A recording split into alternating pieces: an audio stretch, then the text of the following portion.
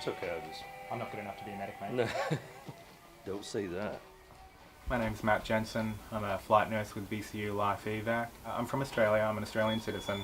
I did all my training out in Australia, worked at a level 1 trauma centre out there, and then immigrated to the States just over 2 years ago.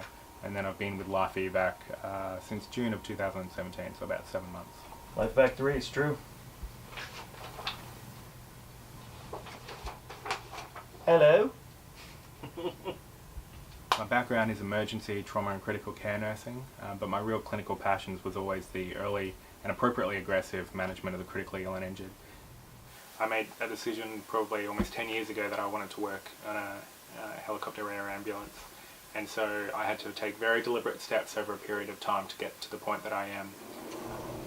There is a certain weightiness or a certain responsibility that comes to working in the medical field. People train for a really long time to be able to do what they do, and they have to become very good at it because the potential sequelae or the outcomes are so significant in terms of morbidity and mortality for our patients. You? Not like 28210 on the sucks. February 18 times 1. So some of these medicines have to stay refrigerated and can only be out of the refrigerator for a certain time frame. So this is rocuronium, which we use to medically paralyze somebody when we need to put a breathing tube in, when we intubate them. And so it's normally kept in the refrigerator and is good for years. But then when it comes out of the refrigerator, it's only good for so many days. And so we date them for that number of days when we come out. So that's what we need to check. 12 times 2. Outstanding. I'll go with a bit of pain. Thanks, mate. Only certain people can do this job, and it's not because we're particularly special. I think the people who survive in this sort of industry have the ability to compartmentalise quite a bit. We see some pretty horrific and pretty sad things in our line of work, just like people do in ambulances and emergency departments and ICUs around the country. And so the ability to kind of leave that at work when you go home is really important. And I think that's what can sustain people in this line of work for a long time. Man, I need to get an airway at some point. I think I'm going to forget what the inside of a mouth looks like.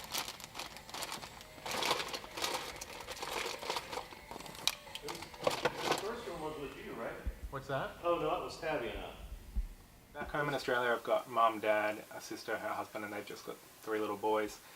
And so we miss them greatly, but I'm afforded an opportunity here, living and working in the United States, that is very rare back home in Australia. Is Will's first airway on the CMAC? I didn't know he got one, that's great. Oh, it was you can bleep this out later. It was a shit show. Really? Oh yeah, man. A lady cut her throat, both sides, self-inflicted, wrists, knees. Wow. I'm very fortunate in that my wife is very supportive of what I do. This is a job I've wanted ever since I was in nursing school, and I've worked towards since that time. I didn't think I was going to have this opportunity for many years to come, but very fortunately had the opportunity to jump on board here. I think as any spouse or partner would have some concerns just about the safety, because you are in a metal box suspended below spinning blades at 1,000 feet above sea level or above ground level. You ever drive through the fog? Alright, we got about 2 hours and 10 minutes of fuel on there, which with the ride along gives us a 123 walk up, and with just the crew a 234. High today is 53, low is 20. So after nightfall, make sure you bring a jacket, whether you want it or not. So when we're grounded due to weather, or if there's a scheduled maintenance for the aircraft, or the mechanics are working on it all day, we as a flight crew, a medical crew, are still here at the airport, and we're available. So on a handful of occasions, they've wanted us in the local area for a scene call. Somebody's been hurt, but we haven't been able to fly due to the weather or the aircraft being worked on. So the ambulance, or they've sent police to come and pick us up, and we take all our equipment, and then we go and meet the patient wherever they are, and then we go by ground. And so in that instance, they're not getting the speed of the aircraft, the speed of the helicopter. Here we got a job.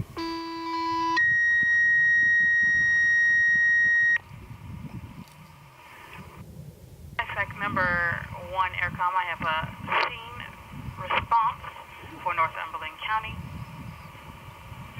Stand by for distance and heading. Hold it out till after. It'll be 31 heading 056 pending weather Northumberland. 05631 Northumberland County. Hold it out till after.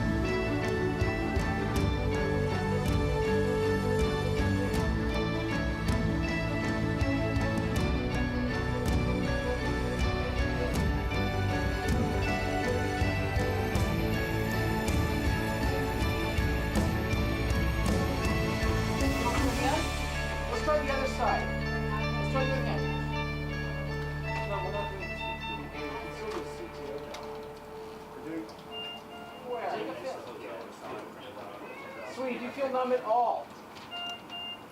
Any numbness? Alright, I have 2 signatures. I'll go photocopy the quick form, head down to pharmacy, pick up stuff for Truman, and I'll swap out my drug box. Yeah, let me look at those texts real quick. Yeah. We'll go find out her CT scan results in just a couple of minutes. And then usually in a couple of weeks, our manager will do some follow-up and let us know via our peer review system what ended up happening with the patients we flew, which is really great.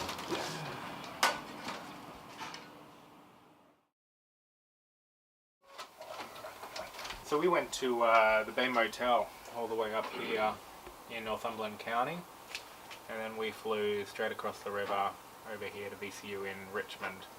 We would have had to drive all the way around to either one of the bridges. Yeah, either one of the bridges to otherwise get her there, as they went by ground.